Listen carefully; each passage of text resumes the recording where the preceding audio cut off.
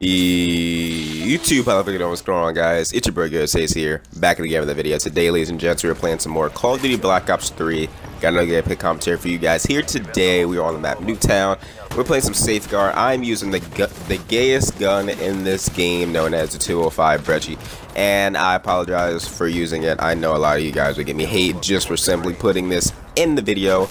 But guys, I end up doing pretty well with it, not gonna lie. I'm not gonna spoil it, but the numbers are crazy.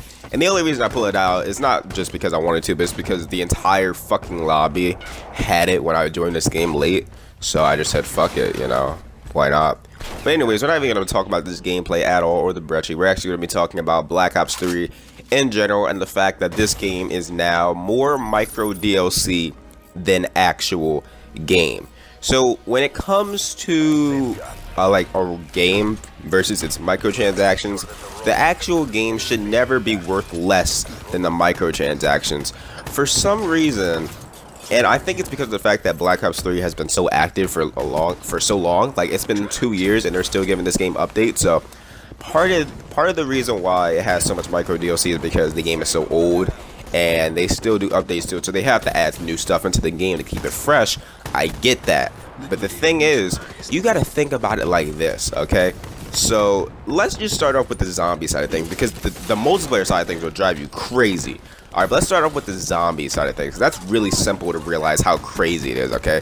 And they do this every year with Call of Duty Zombies, because there's the base map, one base map, and then you have 4 DLC. Now in Black Ops 3, you get the base map, which is Shadows of Evil, and if you pre-ordered it or you get the season pass, you get the Giant as well. So that's one micro DLC down, right?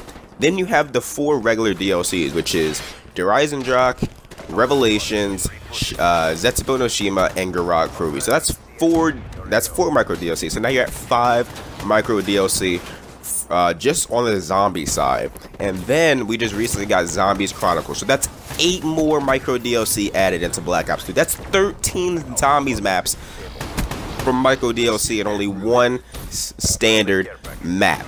That is mind-blowing, and it's really simple numbers to look at. Like, you have 13 fucking micro DLC maps, and think about it like this, right? Because most of you guys probably bought at least 1 DLC map pack from Black Ops 3, right? Because it's been out for so long, so many people love this game, but there are still people out there who've only played Shadows of Evil, and they have no idea that there are 13 other zombies experiences in the game. Think about it like that, okay? Just think about those numbers.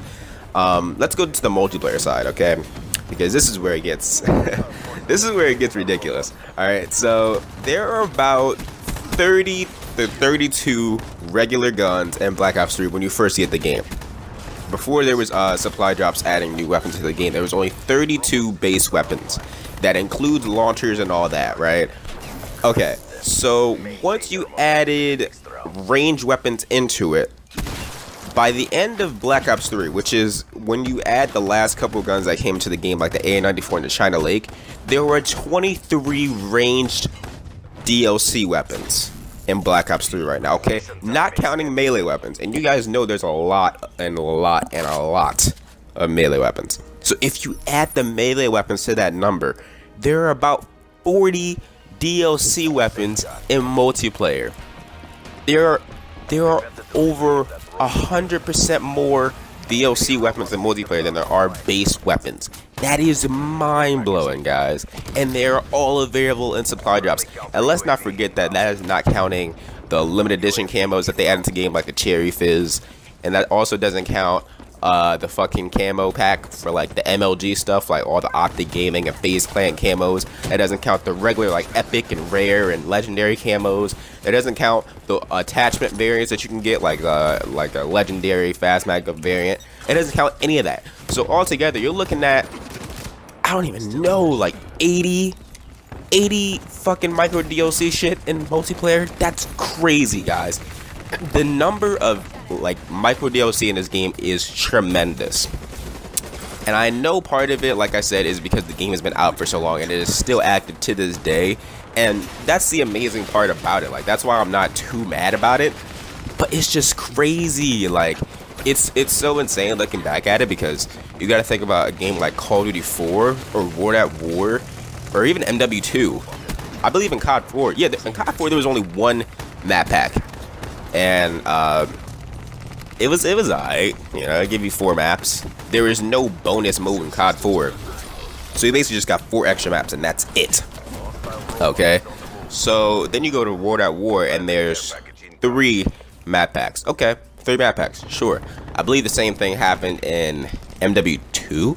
MW2, I believe they gave you 3 new maps, and then they remade COD 4 maps. So they like remade Overgrown and shit, which is fine.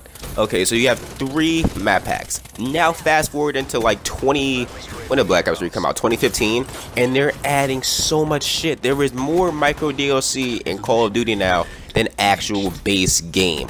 So basically, nowadays, I feel like that those numbers really help me realize that if you want to experience Call of Duty nowadays, you have to get micro DLC. And that's really what sucks about this whole topic, is that you have to in order to experience the full game, you don't have to just pay $60. You can't just pay $60. You have to pay a decent amount of money. If you want to pay for the season pass to get the zombie side of things, that's the best thing to fucking do. But even if you just bought the season pass, you can't just buy the season pass, because you're missing out on 8 zombies experiences. Think about that. Because the Zombies Chronicles thing didn't include the season pass. It didn't come with the season pass, so you had to add an extra $30 if you wanted to do the Zombies Chronicles, which I ended up doing. So I got Black Ops 3, which was $60. Then I got the season pass, which is $50, and then I got the fucking Zombies Chronicles. That's $30. 50 plus 30 is 80. 80 plus 60 is $140. And that's not counting the times I spent fucking COD points. And yes, I used to spend COD points, but it was never for like YouTube purposes. I just did it because I wanted to get shit in the fucking game, and it was so hard because I knew that I was being blocked by a supply drop wall. So yes, I spent like, I think altogether I spent about $20 on supply drops. That's it though. I never spent more than that. But it's just crazy looking back at it, and that doesn't count like all the Optic Gaming camos. So okay, so I probably spent about $170 on Black Ops 3, including when I bought it. That's fucking ridiculous. That is so crazy. And the thing is, next year is gonna be even more crazy, because World War II, I bought the special edition. So I've already spent $100 on World War II. Just think about that. Like, I love to make a video next year talking about how much I spent on World War II. It's gonna be ridiculous. And I want you guys to comment down below, how much money have you put into Black Ops 3? Because it's crazy how much numbers you can add together to see how much you put into a base game and then added more to it. It's ridiculous. In my opinion, it's good but bad at the same time. I hate that you basically have to buy more in order to experience the full game. But at the same time, they have to do that because Black Ops 3 was so active for so long. I don't know. It's a double-edged sword, honestly. But hopefully you guys enjoyed the video. If you did, please sure to smash that like button. Subscribe as always. And yeah, we're out of the way, guys. It's been your boy Ghostface here, YouTube. I will see you fucking later.